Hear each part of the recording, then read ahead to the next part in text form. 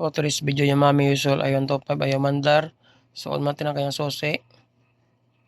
So yan guys, tapos try natin kickstart kung ayaw ba mandar. Kasi nalulubat na lang ang kanyang battery sa kakaandar na busi. So confirm guys, ayaw mandar. So pinaka natin gawin is i-check natin ang kanyang spark plug. Kasi kita ko ito guys nung mga nakarang araw is umuusok ng kanyang tambucho. Possible sa spark plug is may problema. Check mo natin ito, baka ito ay nabaon ng carbono. So ito nga guys, natanggal na natin siya. Iyon o, grabe, ang daming carbon. Basa ng kanyang spark plug. Check natin ang kurente. Confirm na confirm guys, nasira ang kanyang spark plug kasi nasa tagiliran, lumabas ang kurente. Magpapalit natin ng bagong spark plug guys. Ang spark plug niya ay C7 HSA. Standard lang kanyang size. So natin ang soset, pandarin natin.